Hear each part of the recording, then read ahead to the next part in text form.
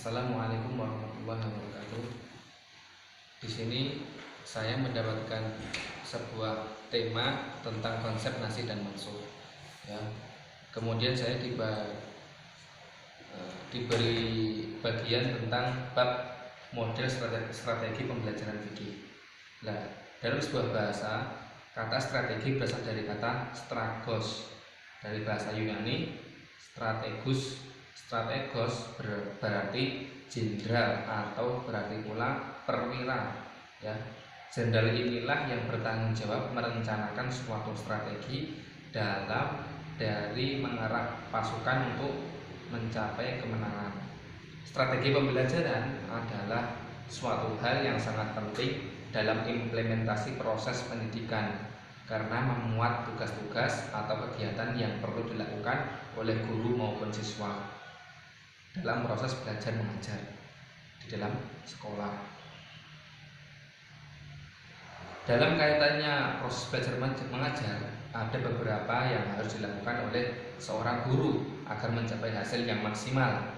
Di antaranya ada 5. Yang pertama, membuat perencanaan pembelajaran setidak-tidaknya mencakup 1.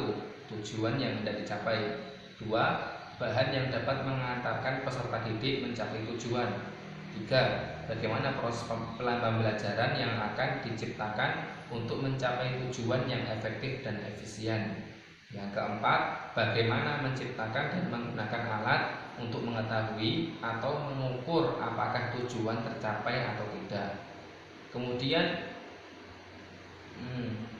yang kedua hasil agar maksimal tadi, yang kedua adalah melaksanakan pembelajaran dengan baik. Contoh, kalau pembelajaran tidak berkunjung dengan baik atau memaksimalkan dalam proses belajar mengajar, maka bisa dikatakan pembelajaran akan tidak melaksanakan kemaksimalan yang matang. Yang ketiga adalah memberikan feedback atau umpan balik yang berfungsi sebagai sarana untuk membantu memelihara minat dan antusiasme peserta didik agar semakin semangat dalam proses belajar mengajar. Yang keempat, melakukan komunikasi. Komunikasi pengetahuan. Maksudnya bagaimana? Bagaimana guru mampu melakukan transfer atau pengetahuan yang dimiliki kepada peserta didik. Yang terakhir, yang kelima, guru sebagai model dalam bidang studi yang diajarkannya. Artinya guru merupakan suri tauladan atau contoh yang baik bagi seorang muridnya. Kalau seorang guru tidak mempunyai contoh yang baik, maka bisa dikatakan pembelajaran tidak akan melaksanakan atau tidak mengandung kemaksimalan yang kemantapan yang baik dalam proses belajar mengajar. Itu ya, ada 5 bentuk bagaimana cara belajar mengajar di dalam kelas atau sekolah itu bisa maksimal, contohnya seperti itu. Kemudian secara singkat, strategi belajar mengajar pada dasarnya mencakup 4 hal utama. Yang pertama adalah penentuan tujuan pengajaran khusus atau TPK, yaitu gambaran dari perubahan tingkah laku dan kepribadian peserta didik yang diharapkan. Yang kedua, pemilihan sistem pendekatan belajar mengajar yang dianggap paling efektif untuk mencapai tujuan. Yang ketiga, pemilihan dan penetapan prosedur. Yang terakhir, yang keempat adalah penetapan kriteria keberhasilan proses belajar mengajar sebagai pegangan dalam mengadakan evaluasi belajar mengajar. Yang kedua adalah bagaimana strategi belajar mengajar menurut konsep Islam. Ya, ada beberapa. Yang pertama atau yang A, proses belajar mengajar dilandasi dengan kewajiban yang dikaitkan dengan niat karena Allah Subhanahu wa taala. Ada 2 segi bagaimana agar proses belajar mengajar tadi dilandasi dengan kewajiban yang dikaitkan dengan niat kepada Allah. Yang pertama, itu sebagai tugas kekhalifahan dari Allah. Yang kedua adalah sebagai pelaksanaan ibadah dari Allah. Ya. Kemudian yang B, konsep belajar mengajar harus dilandasi dengan niat ibadah. Landasan ibadah dalam proses belajar mengajar merupakan amal soleh karena melalui peribadatan banyak hal yang dapat diperoleh oleh seorang muslim, guru dan murid. Lanjut,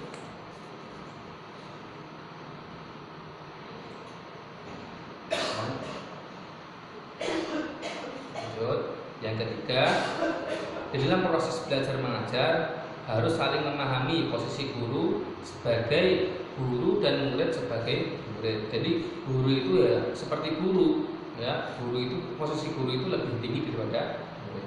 Jadi seperti itu agar konsep Islam itu terkukuhkan atau mendalam. Yang terakhir, yang D, harus menciptakan komunikasi yang seimbang, komunikasi yang jernih, dan komunikasi yang transparan. Tujuan pendidikan itu tidak akan tercapai jika proses belajar mengajar tidak seimbang.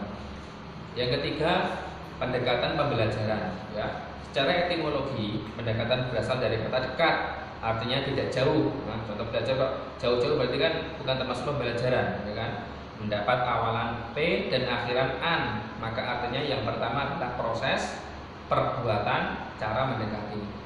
Kemudian yang B, usaha dalam rangka aktivitas penelitian untuk mengadakan hubungan dengan orang yang diteliti atau metode-metode untuk mencapai pengertian tentang masalah penelitian. Ya. Adapun beberapa pendekatan yang dapat digunakan dalam pendidikan Islam. Yang pertama, pendekatan pengalaman, yaitu apa? Pemberian pengalaman keagamaan kepada peserta didik dalam rangka penanaman nilai-nilai keagamaan. Yang B, pendekatan pembiasaan. Ya, pembiasaan adalah suatu tingkah laku tertentu yang sifatnya otomatis tanpa direncanakan terlebih dahulu dan berlaku begitu saja tanpa dipikirkan lagi. Yang ketiga, pendekatan emosional, yaitu usaha untuk menggugah perasaan dan emosi peserta didik dalam meyakini ajaran Islam. Jadi mereka otomatis yakin bahwasanya Islam itu adalah agama yang benar dalam proses belajar mengajar, semakin kukuh dan yakin. Yang keempat adalah pendekatan rasional, yaitu suatu pendekatan menggunakan rasio atau akal dalam memahami dan menerima kebesaran dan kekuasaan Allah. Kemudian yang kelima, pendekatan fungsional, yaitu suatu usaha memberikan materi agama, menekankan kepada segi kemanfaatan bagi peserta didik dalam kehidupan sehari-hari sesuai dengan tingkat perkembangannya. Yang keenam, pendekatan keteladanan, yaitu usaha memperlihatkan keteladanan baik yang berlangsung melalui penciptaan kondisi pergaulan yang akrab antara personal sekolah, perilaku pendidikan, dan tenaga pendidik yang lain, yang mencerminkan akhlak terpuji maupun yang tidak langsung melalui suguhan ilustrasi berupa kisah-kisah keteladanan. Yang terakhir, pendekatan terpadu, yaitu pendekatan yang dilakukan dalam proses pembelajaran dengan memasukkan secara serentak beberapa pendekatan. Yaitu salah satunya adalah beberapa pendekatan pembelajaran. Ya. Cukup sekian dari saya. Semoga ilmu ini bermanfaat dan dapat menambahkan bagaimana caranya agar strategi pembelajaran siswa semakin lebih baik. Wassalamualaikum warahmatullahi wabarakatuh. Bismillahirrahmanirrahim. Assalamualaikum warahmatullahi wabarakatuh. Kami melanjutkan dari materi Pak Dendi, yaitu kami akan menyampaikan tentang metode pembelajaran fikih di MTS. Pertama, pengertian dari metode adalah cara yang digunakan untuk mengimplementasikan rencana yang sudah disusun dalam kegiatan nyata agar tujuan yang telah disusun tercapai secara optimal. Kemudian adapun metode-metode daripada yang digunakan dalam pembelajaran fikih di MTS, di antaranya yang pertama adalah metode diskusi. Metode diskusi secara umum sebagai salah satu metode interaksi edukatif yang diartikan sebagai metode yang di dalamnya mempelajari bahan atau penyampaian pembelajaran dengan jalan mendiskusikan sehingga menimbulkan pengertian, pemahaman serta perubahan tingkah laku pada siswa seperti yang telah dirumuskan dalam tujuan instruksional, ya.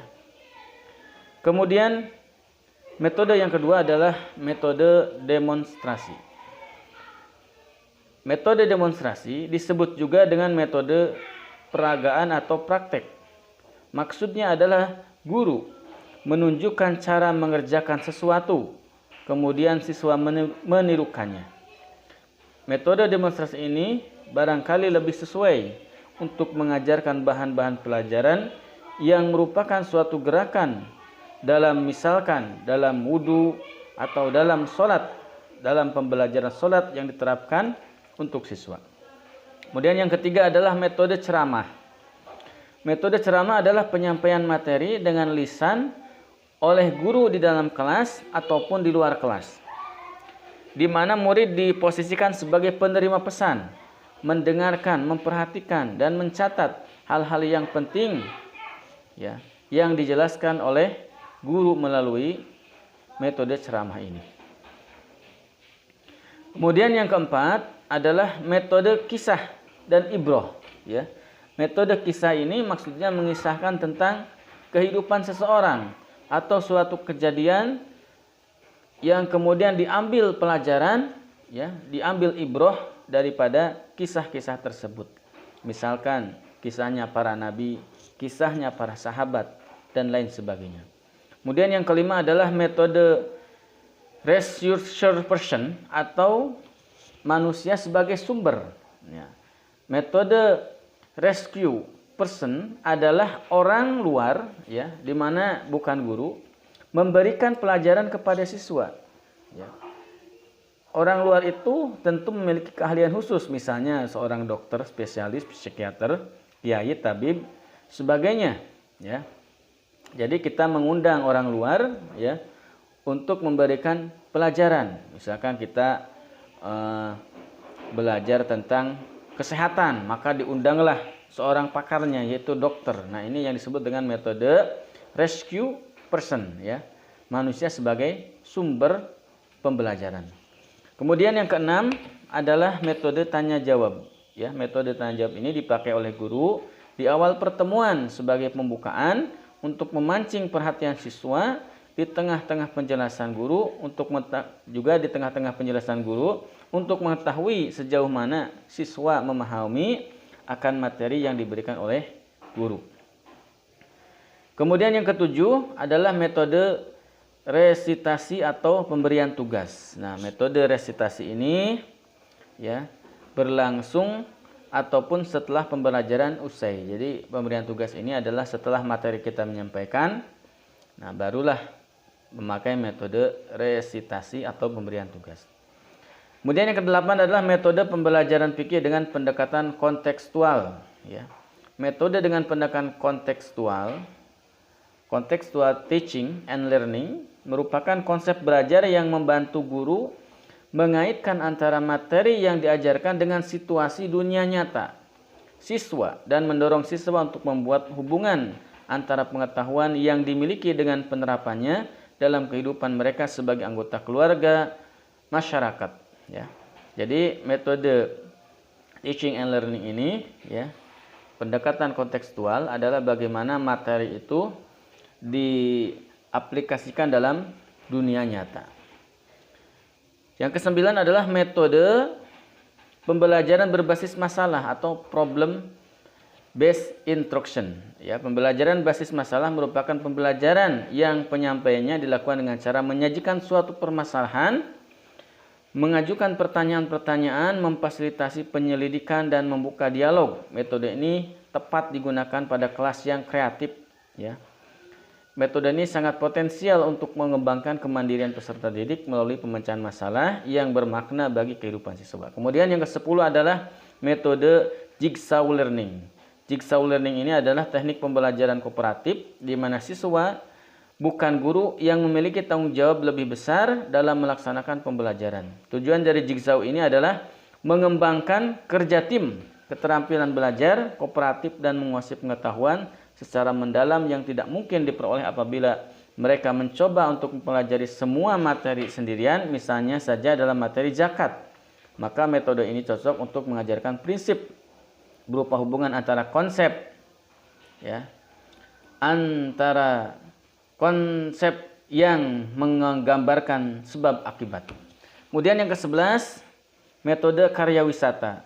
Ya, jadi metode karya wisata ini adalah bagaimana seorang siswa diajak untuk berwisata, dan di wisata itu kita mengadakan pembelajaran, ya, mengadakan karya kerja wisata.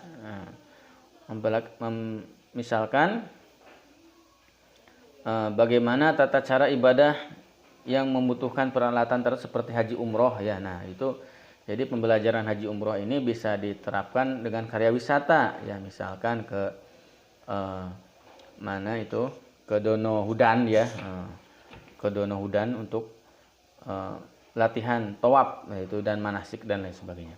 Kemudian yang ke-12 adalah metode joyful learning. Joyful learning adalah pembelajaran yang menyenangkan. Sistem pembelajaran yang berusaha untuk membangkitkan minat serta melibatkan sepenuhnya peserta dalam proses pembelajaran sehingga pembelajaran menjadi bermakna dan membahagiakan peserta didik. Yang ke-13 adalah metode curhat pendapat. Ya, curhat pendapat ini digunakan sangat efektif mengetahui apa yang telah diketahui oleh siswa. Misalnya dosen meminta siswa menjelaskan sebab akibat sebuah peristiwa atau alam. Yang ke-14 adalah metode example, non-examples. Metode ini guru menyiapkan gambar-gambar sesuai dengan tujuan pembelajaran, menempelkan di papan, guru memberi petunjuk dan kesempatan pada siswa untuk memperhatikan, menganalisis gambar, setelah itu didiskusikan secara kelompok tentang gambar tersebut, kemudian dipresentasikan di depan kelas. Nah, itu salah satu tentang metode daripada pembelajaran fikih di MTS. Demikian video presentasi dari kelompok kami. Kami akhiri dengan hamdalah, alhamdulillahirabbil alamin. Wassalamualaikum warahmatullahi wabarakatuh.